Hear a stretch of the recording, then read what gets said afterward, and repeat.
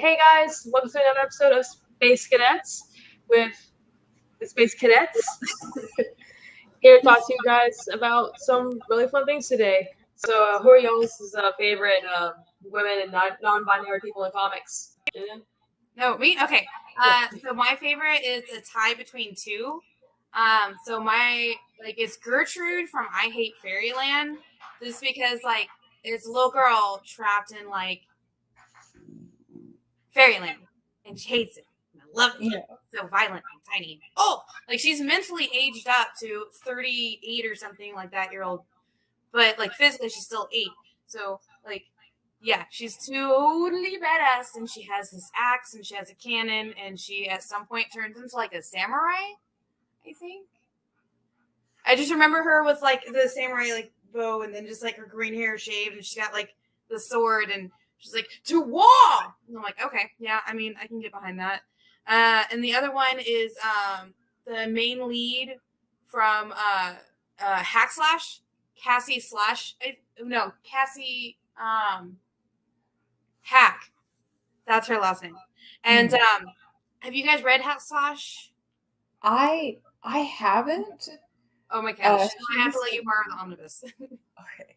So what it's based in is, so everybody knows these urban legends of the cafeteria lady who was cutting up kids and putting it in stew and feeding it to kids.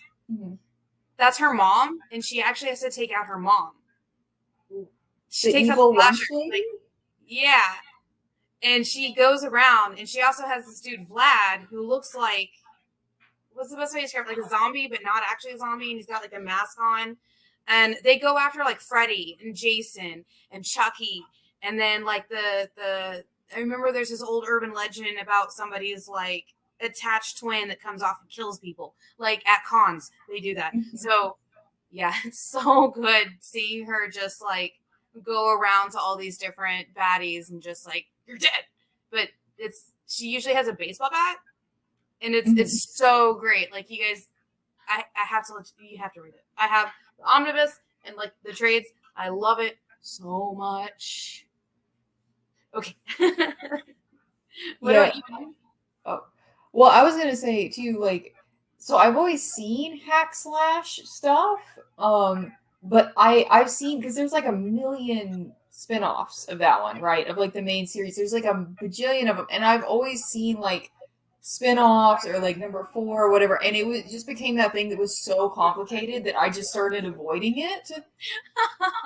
So yeah, do you have to start with the main story, or no? Okay, you can just kind of pick up any one, and you're oh, I know this urban legend. Hey, look, the chick is totally taking them out. Okay, so it's they kind of stand alone. So I could have jumped in anywhere. There's an overall story arc, but it's kind of like Zenescope's Grim Fairy Tales when they first started. It's an overall story arc, but they can each stand alone alone too. Okay, cool. And who are your favorites? So my favorite that I picked, which is one from this year, it's a series, and it was Jules Verne's The Lighthouse, which was only five issues, and it was so good and very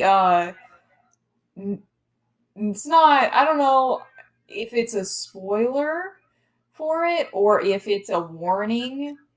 Not a happy ending. I mean, kind of. It's so good, but it's really interesting because it's called Jules Verne's The Lighthouse, but then it's in space. Like, it's kind of loosely based off of this idea and like this story that Jules Verne wrote, but it's more like it's in space, and the main character is named Vasquez, and she is someone who she's basically been put out on this, they call it the lighthouse. It's like this this station that's way out, like away from everything else, and they're supposed to just be there and like watching what's going on with all these wormholes.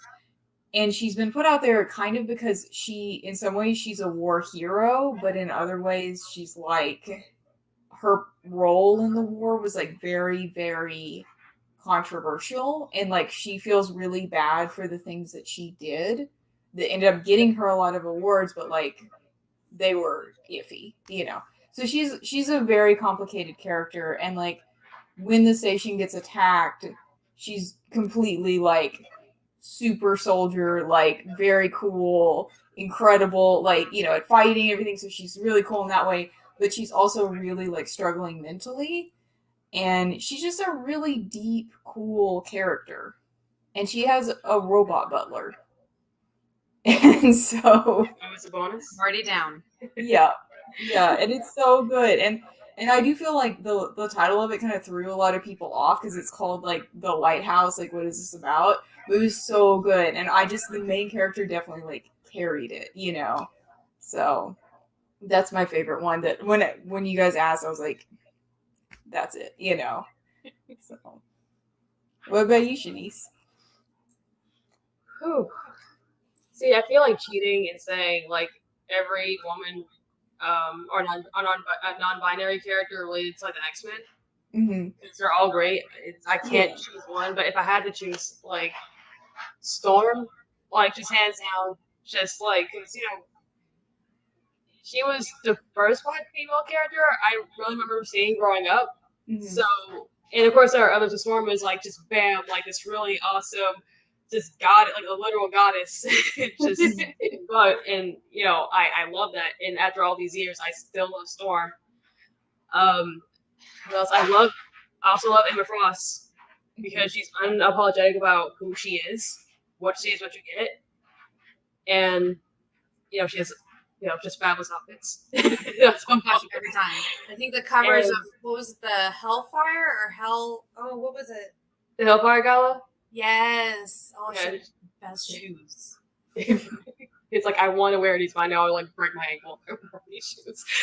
But yeah, I just adore like Emma Frost and Storm. But I also love all the other X-women and non-binary characters. Mm-hmm. Oh gosh, I have quite a few. Like it's kind of hard to like narrow it down. It's like, oh, there's just so many awesome women in comics. They're all great. I love them all. Oh my gosh, yes. Just big hugs everywhere. Exactly. Or a couple of them stand from a distance and admire. Be like, I'm not gonna touch you because you'll probably kill me, but I love you. Yeah. Like even if you killed me, I'll be okay with it. I probably did something wrong. That was my mistake. That was my bad. That's how I go. I feel like this. Put it on my grave. I got taken out by my favorite character. Okay. Picture on a tombstone. Like it's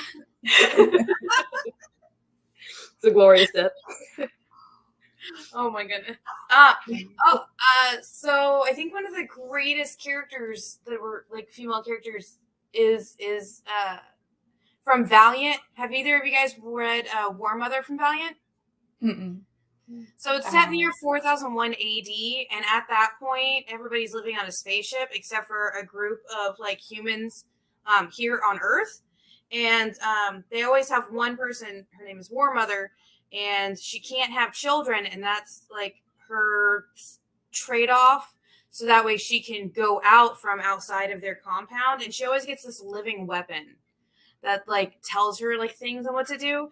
Well, in the first issue that they have of it, I think there was only one trade for her. She was a one shot, and she goes out there and she finds, because what they do is they scavenge the technology that falls from the spaceship that's above, and a lot of times it's like stuff that they just throw away up there, and down here it's like technology I need it, And her gun is always like, yes, we do need this, but by the way, there are things you need me to shoot first. And she's always like, well, then shoot it. Like, I don't know why I need to tell you things. I am the war mother, just do it.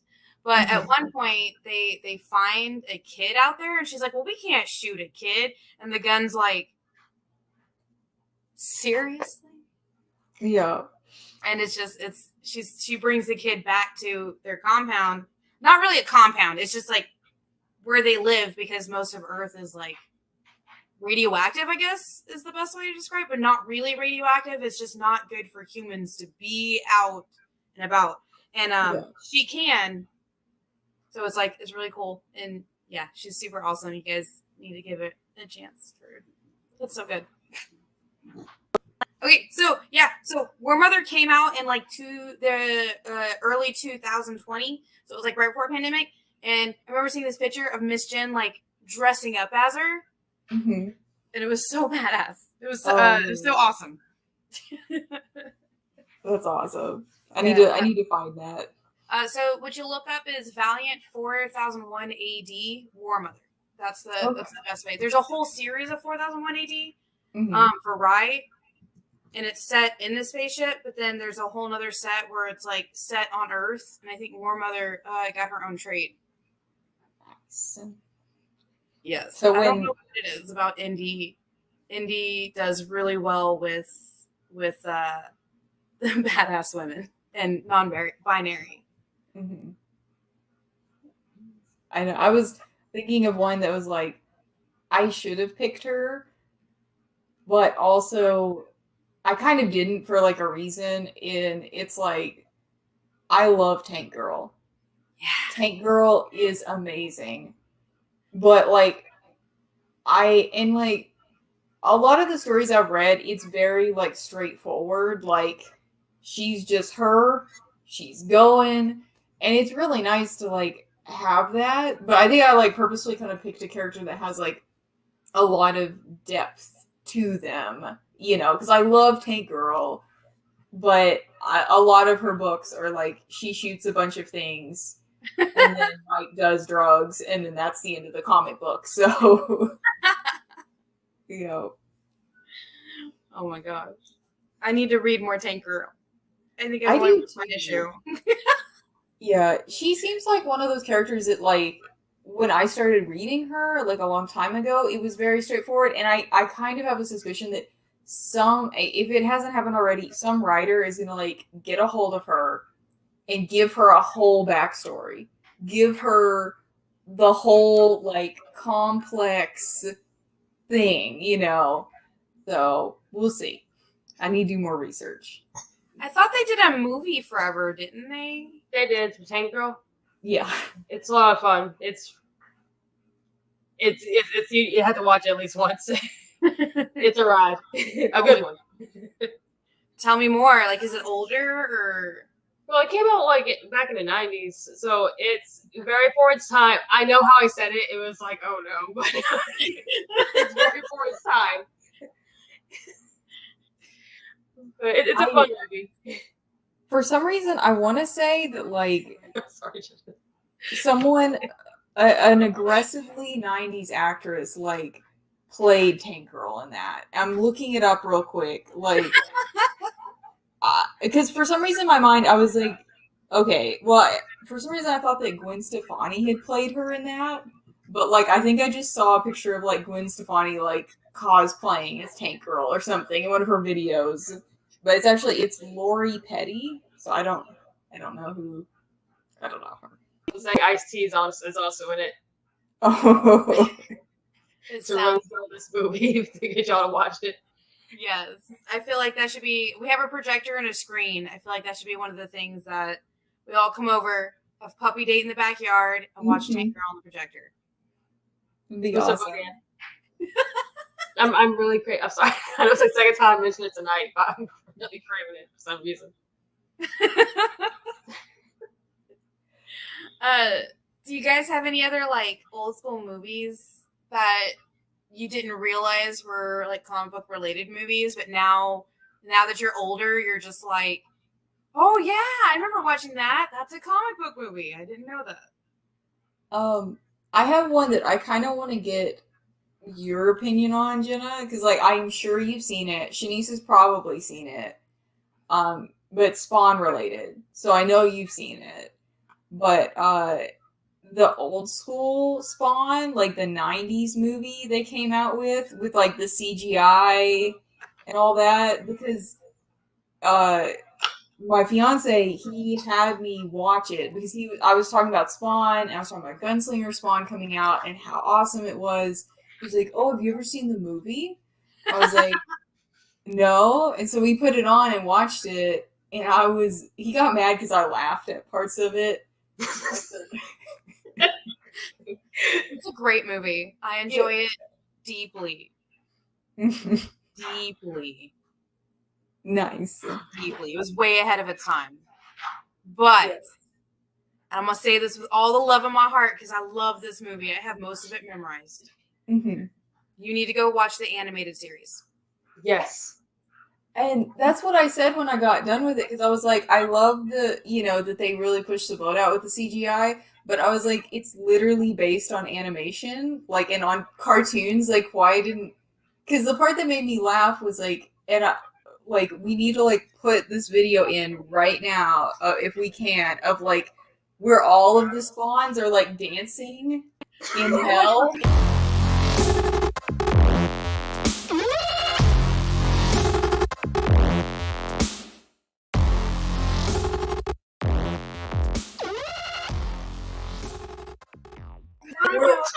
But it's like the same 10 images, like over and over again. So it's just like tons of them. Just like there's these guys, and then there's like those guys, you know. I forgot about that. Doing the Peter Parker dance, like, Yes. Yeah. Oh my gosh. Michael Jai White does not get enough credit at all. Oh my gosh. Yeah, that was like perfect casting. Like straight up, like my only issue with that movie because I watched it for the first time like 3 years ago. Mm-hmm. So Spawn. Okay, I have a weird history with Spawn because I somehow watched the animated series when I was a kid, and I'm like, oh, it's a cartoon, I'm a little kid head, and then something happens. I'm like, I'm just I'm a scandalized child. Like, my goodness, I was just that was like, not I was for shook. kids. It was rated R. Yeah, I saw like a clip. I was like, oh no, and I turned the channel, and I'm like, I can't believe I saw. And then I watched the movie like I said like a couple years ago, and I'm like, wow, he's a really good actor. And then like, oh, the CGI is not great, and I'm like, oh, the music is awesome. Oh my god, his soundtrack rips. But yeah, Spawn. I did it backwards. I watched the movie first and then the show. Because he was also known as Black Dynamite, and I loved that movie too. I think I've loved everything I've seen him in. Everything. Yeah. I don't know. He's one of those, and like, I mean, in Spawn, he literally becomes the character because, like, he's like getting more and more like Spawn, like, as it like grows onto him, you know. But yeah, I think he's one of those actors. Like, I know I've seen him, but when I see him in a movie, I don't think about it being him. Because he's just the character. Like, Yeah. that's him. So Yeah. I want to say he was a Bronze Tiger too on Arrow. Oh, I think you're right. Yeah, because I was like, oh wait, that's him. Yeah. He's Black Dynamite. He's one of those ones where it's like, oh, it's that guy. Hey, that guy. Like everybody has seen him somewhere. They just never remember. And then when they see him, they're like, that guy. And exactly. He's such a phenomenal actor, and it's not fair. Because so I don't know. Did you guys see Black Dynamite? Yeah, I've seen it. So do you guys know the backstory to his character? No.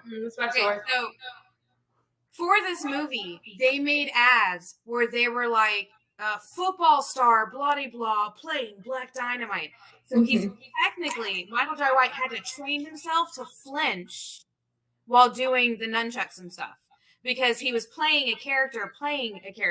He was playing, I think it was a hurt football player who had turned actor. Oh. Oh man, I So didn't that's know why you that. see things like at one point in the movie, the sound thing comes in. Mhm. Yeah, so that's why it was like a lot of layers to that movie, and I love it so much. Oh my gosh.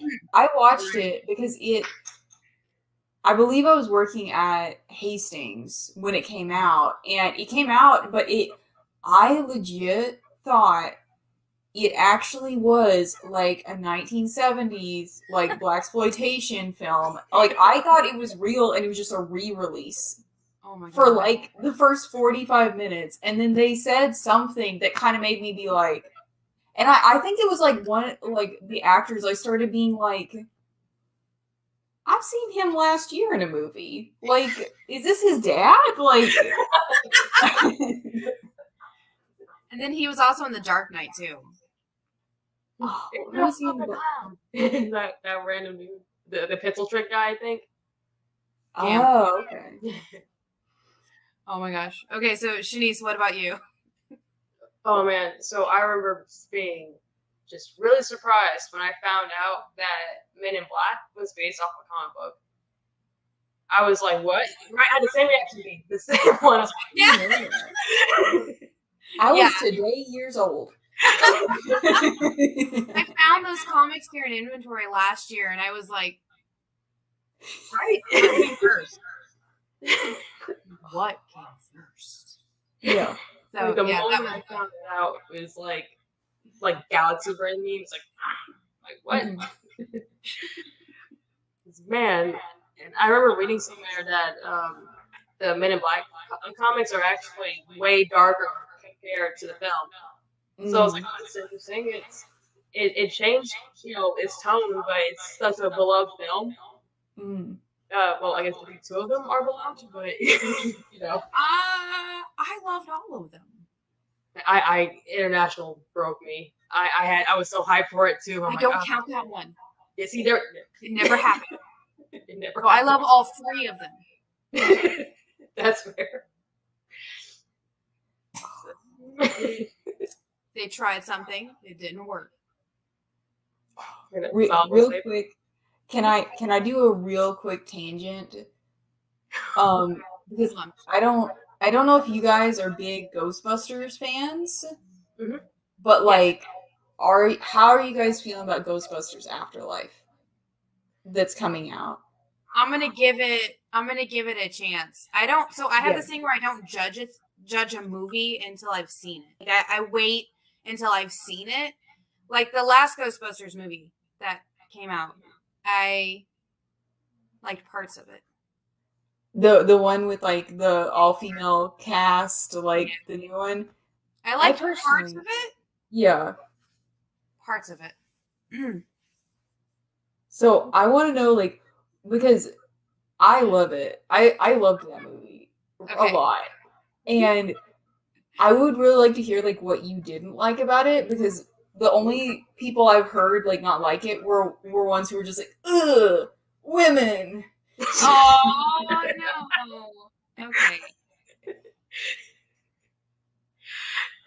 That's not why. No, that's not. I know. That's not why I didn't like. Okay, I loved parts of it. Some of the characters were great. It was really cool seeing some of the like stuff. My problem with it was I'm a huge practical effects person. If you can use practical effects, use it, because that is my favorite. Like I love practical effects, and even when they mix practical effects with CGI, because that has to happen sometimes. I get it. They're like you can't make a unicorn out of just special effects. I get it. Yeah. It was way too heavily CGI'd for me, and parts of it didn't feel like the CGI was completed.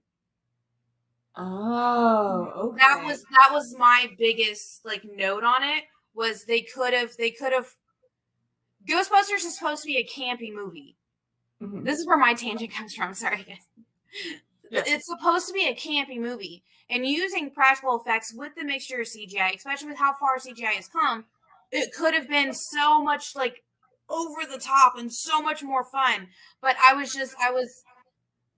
it felt like some of the things were just thrown in there because they had such a bloated CGI budget Yeah. that it kind of like I felt removed from it as a Janice, But how that- did you feel about it? So, like, honestly, truth be told, like with Ghostbusters, I liked the first movie. Mhm. But I can't say like, oh, I grew up with this movie or I grew up with this franchise or whatever. I watched the first one when I was a teenager. I was like, okay, this is really funny. I was obsessed with the game that came out on the 360. Oh, It was great, and I was like, "Oh, this is amazing! I need to watch these like movies now. Oh my god!" So, so again, I do things backwards for some reason. I played a game, didn't watch a movie.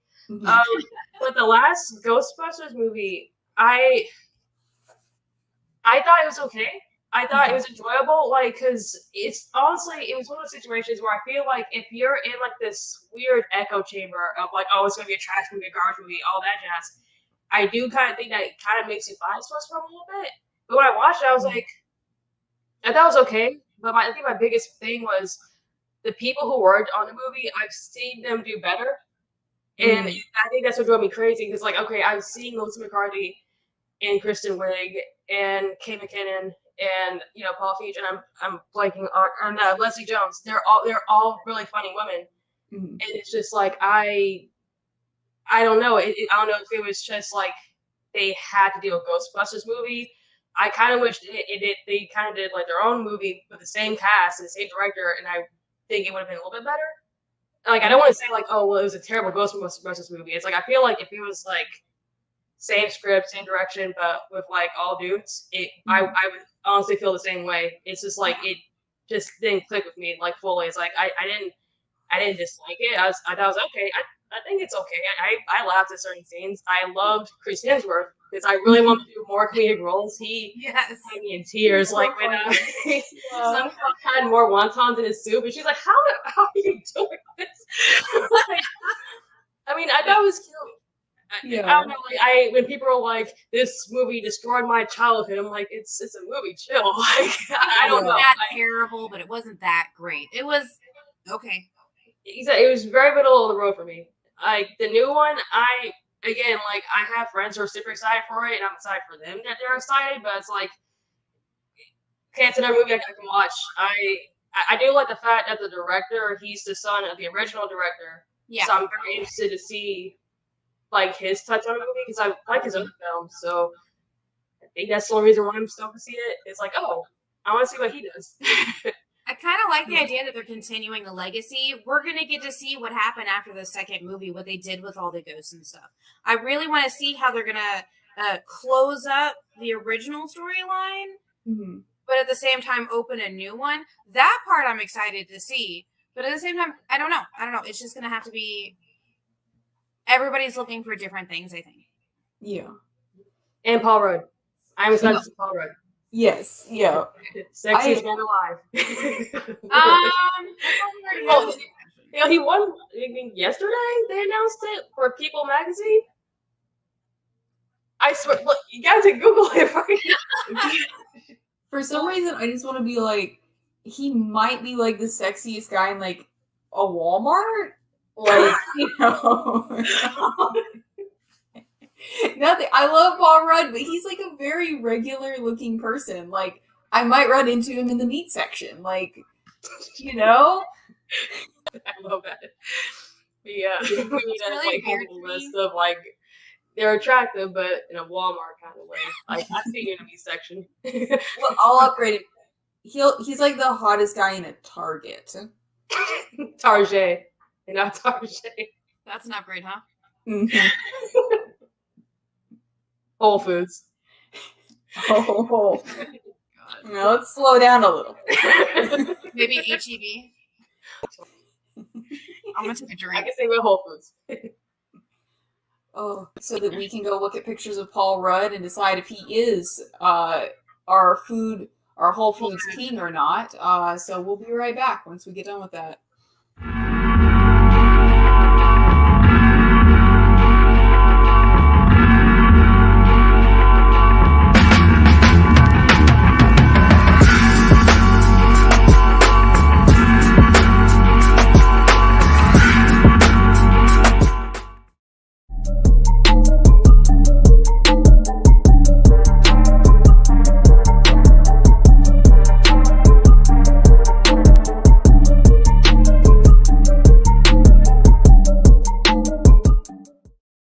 They say it, and it's true, that everything is getting faster. You're not getting any younger, and time is the single resource that you can never get back or get any more of.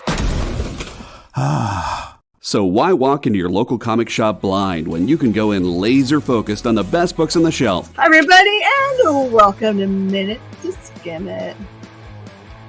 Yeah! Spend 1 hour with Miss Jen and Bean, and they'll give you rapid-fire reviews of all the new comics hitting stores. Spend less time shopping and more time reading. This is Provenance of Secrets. This is The Heathens. I read Wolverine number 17. Minute to Skim It, every Tuesday at 7 Eastern, 4 Pacific, on The Experience, Comic Culture and Sales.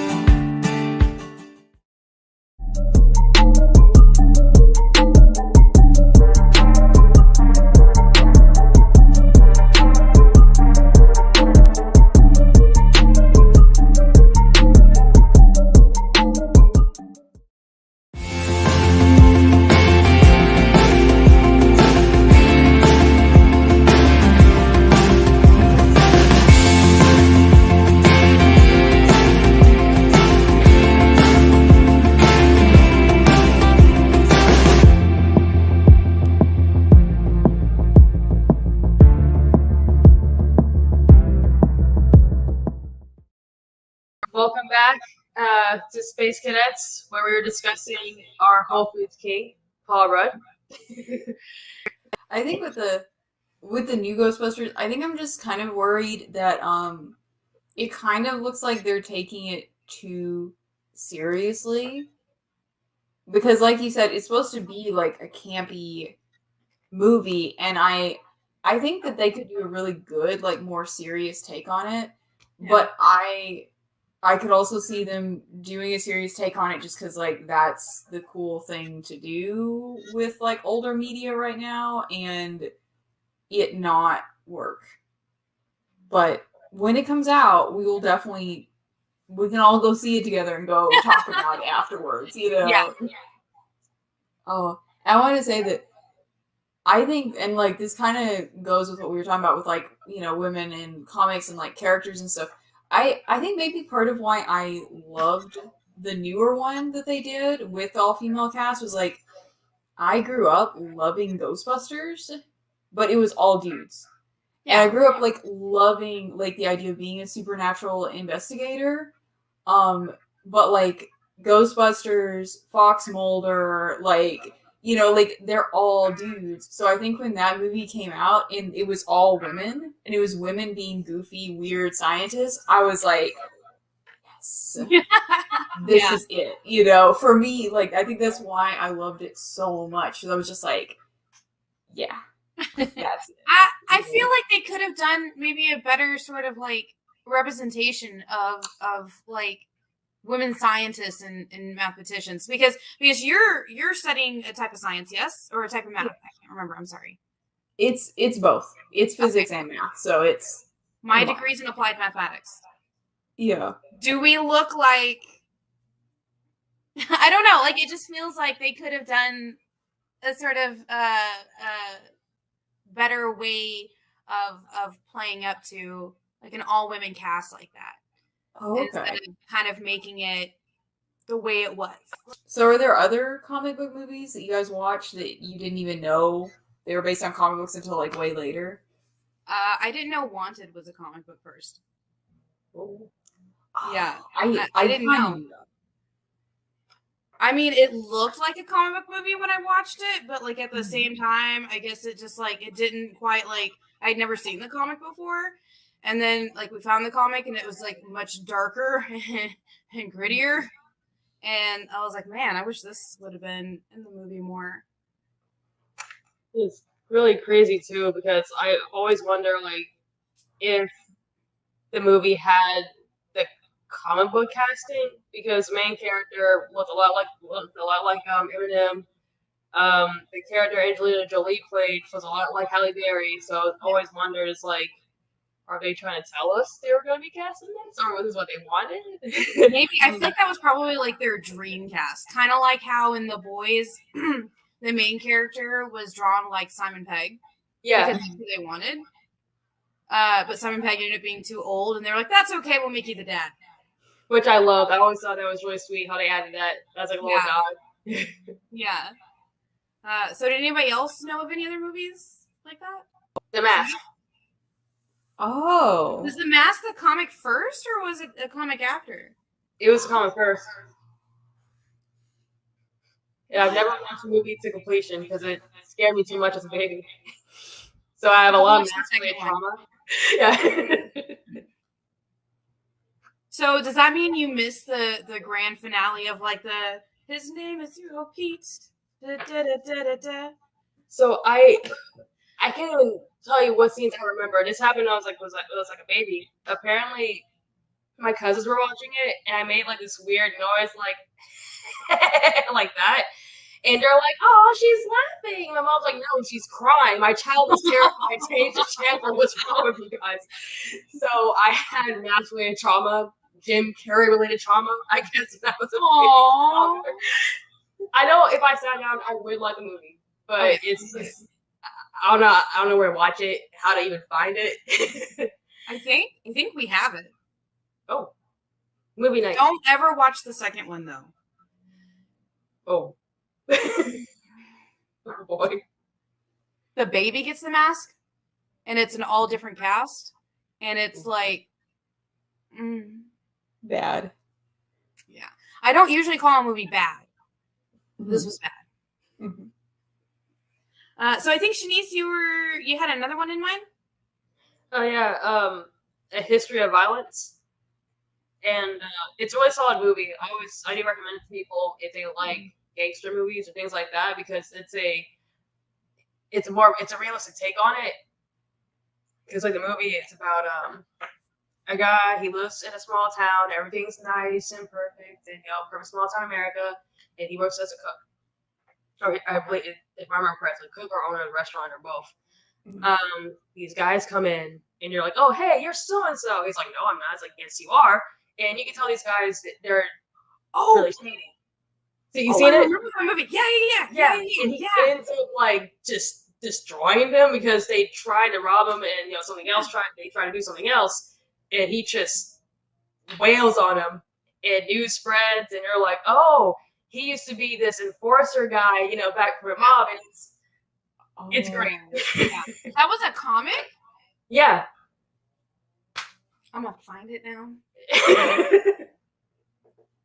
Oh man, random, but it reminded me that a really good mob like gangster themed comic came out, which I think that I hadn't heard of it before it came out like a couple weeks ago. It was recently, but New Burn, which I don't know if you guys heard about that one. Yeah, it's so good. It's really good. Okay. And we sold a lot of them because I've been telling everybody at the store, like if you like The Godfather, if you like Goodfellas, if you like The Sopranos, pick that one up. Take it in your hand and bring it to the cash register and pay me money for it because it's so good. So I think we might be sold out at the store, but it's really good. Oh, gangster comics have gotten so good lately. There's this one I'm reading by Aftershock called Campisi? Yes. Yep. I don't know why, but that word just like escapes me. And it's got dragons and gangsters in it, and it's so good. Or it's like this dragon lands in somebody's territory, and they're like, "Go take care of that dragon," and he's like, "All right, you can't do that." But yeah, that's just the setup for it because I don't want to spoil it for anybody. But yeah, dragons versus gangsters, so good. I think That's it's on awesome. issue 3 or 4 now. I can't remember, but recently, either 3 or 4 just came out. Mm-hmm. Any other gangster comics you guys can think of? Criminal from Ed Brubaker. Okay. I feel like if you like crime, noir, that is like the granddaddy of them all. Like, I think the best part is you don't really have to read them in order. You can pick them a trade and just go from there, but they still have some connecting ties. I absolutely love it. Like, I feel even just like I think Ed Brubaker just as a whole, if you love crime and mob comics, like check out his stuff seriously. Oh man, he had a really good Catwoman run for DC, which really just reinvented that character too. DC's been killing it with the sort of like mobsters and the gangsters, like darker scenes in like Batman and in Harley in some of the other ones too. Have you guys seen any of them? I don't think so. The main ones I've been reading from DC are all of their really good detective stories they've come out with. But Shanice, have you read any of like where they have like gangster like mob related? I mean, for DC, not recently, but I guess it would still be considered a crime, like a crime-related book. It is a bit older, but it's called Gotham Central. And again, Ed Brubaker and Greg Rucka, I believe, and Greg Rucka. And it basically follows like the GCPD in their point of view of Gotham's villains and the mob and things like that. And it's like, it's one thing reading these stories, reading about these characters when you're following Batman, but if you're like a human, like detective, and you see your friend, your coworker's hand get frozen by Mr. Freeze's freeze gun, like that's gonna suck. Like it's like insta-kill about, right? Yeah.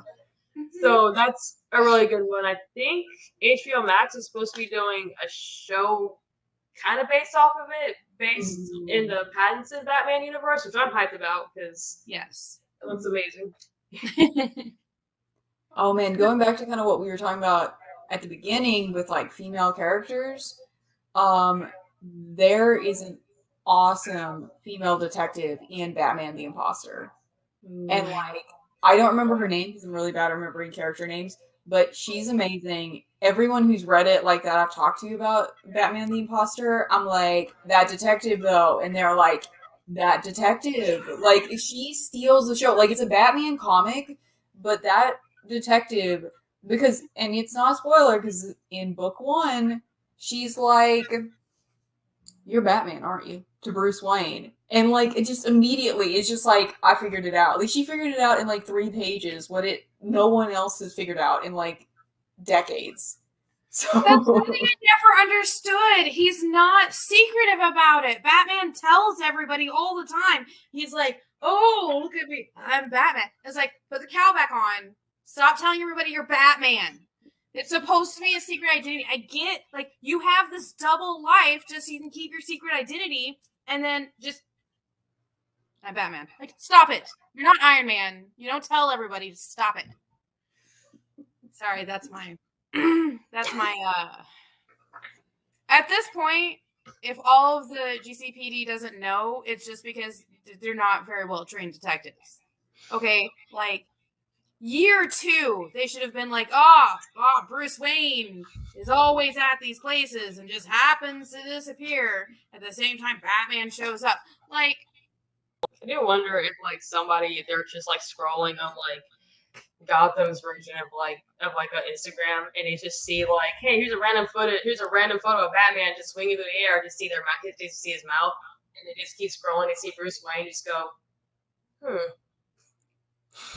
if he's the most eligible bachelor, then you know people are like studying his face, and you know that people are already studying the face in the police department. Do you think nobody in the entire police department doesn't find him attractive and be like, I'm gonna look at his face? And then they see Bruce Wayne's face and they're like, oh, wait a minute, I already recognize that face. Like, come on.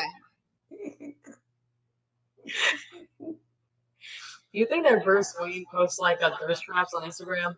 Yes. I don't think so. No question. No. Just me by the beach with Alfred. Bikini. Man bikini. On the Is side. Alfred also in a bikini? Alfred's in his full uniform at all times. I'm just imagining like uniform from the waist up, but then just a Speedo. Waist up is all business. Waist down is party time. Like it's a clothing mullet. Mullet. He's just here to have a good time. And also, how come people don't just shoot him in the face? Like, oh, we need to take out the Batman. Hey, look, the whole bottom part of his face is open.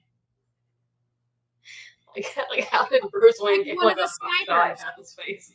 And they've actually changed that though, because I believe it's in what is it? I Am Batman, the new one. That one he definitely has the bottom part of his face covered as well. Yeah. So and Batman Beyond, he did too.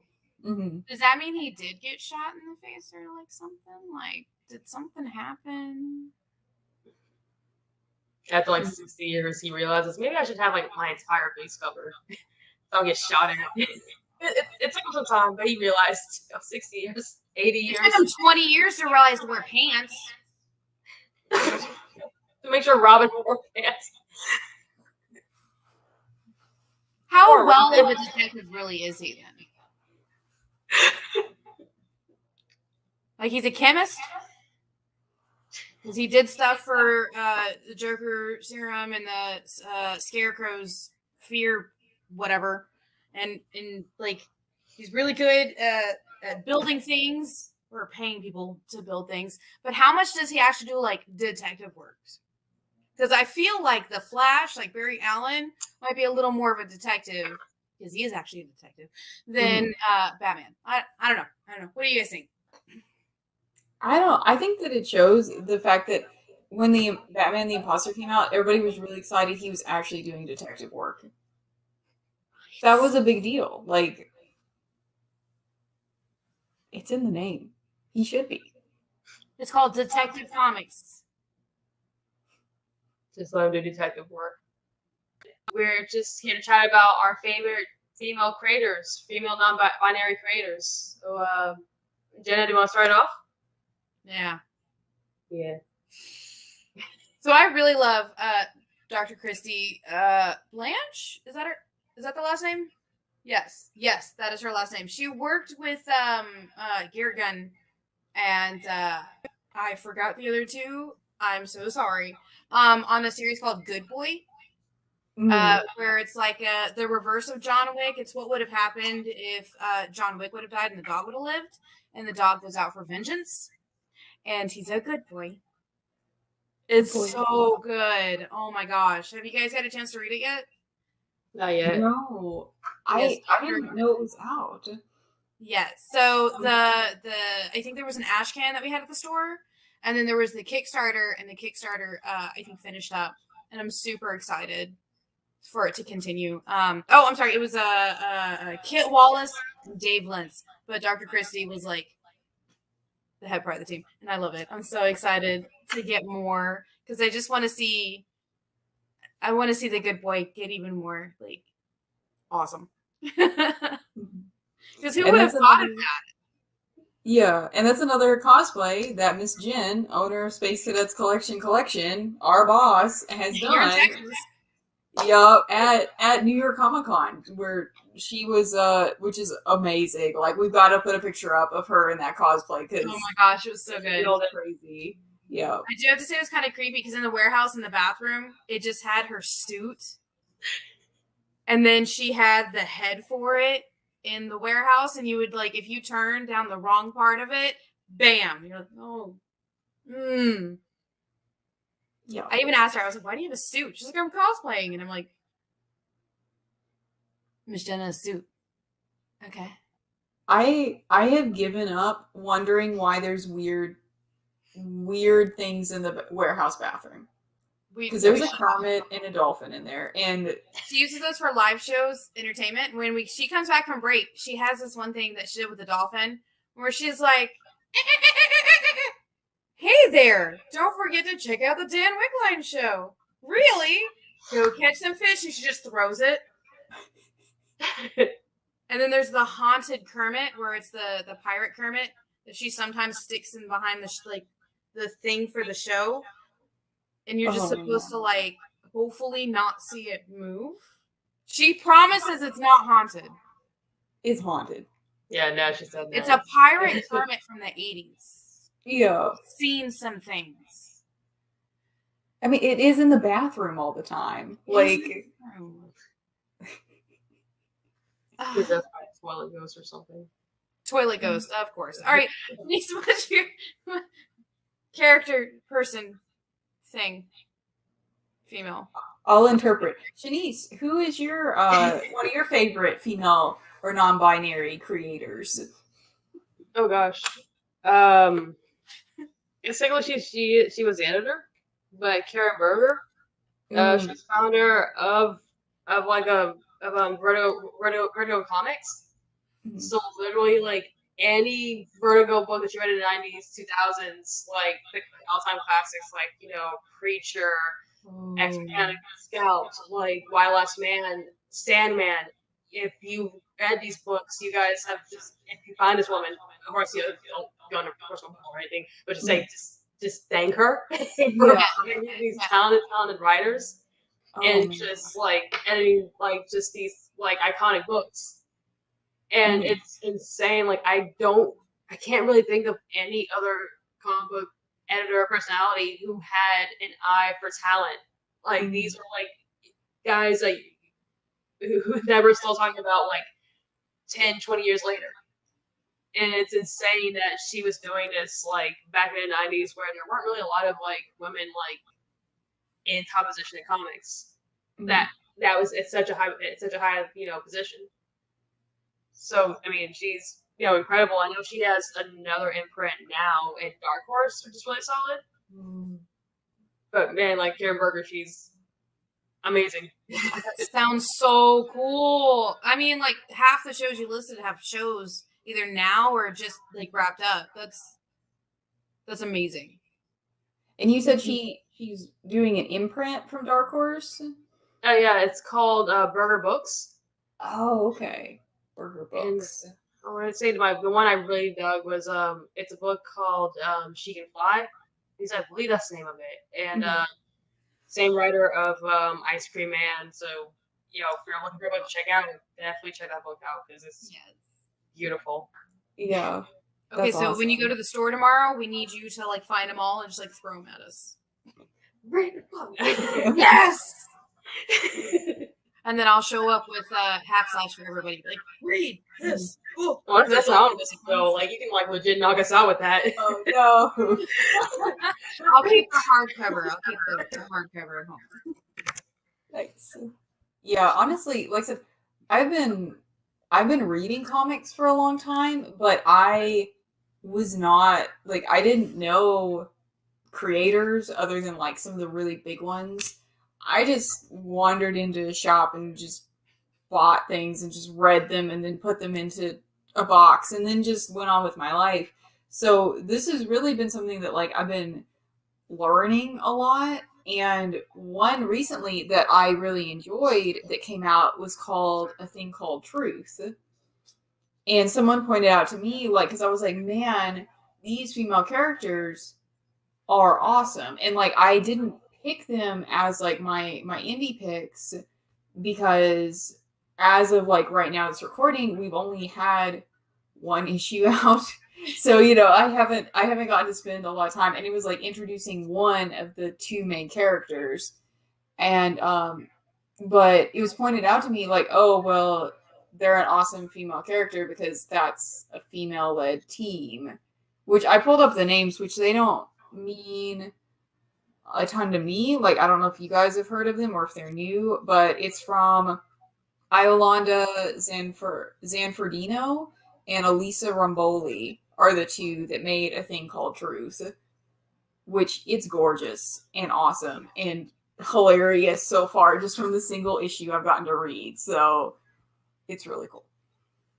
That is really cool. I sometimes feel like female like writers and like heads of the group can really give a more female perspective in as a female character in a comic, because I feel like sometimes that's a little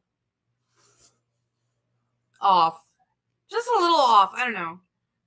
Yeah, but then some male writers can really write women. I don't know what the difference is. I'm sure that everybody has talents. Everybody has strengths. So yeah.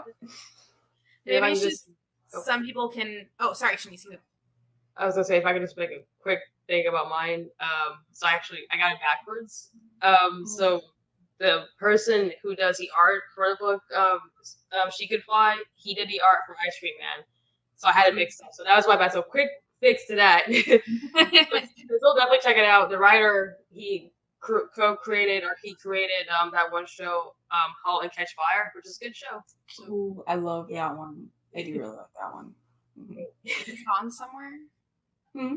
Is it on somewhere? AMC. Oh, It used to be on, but I'm sure you can find it on AMC Plus still.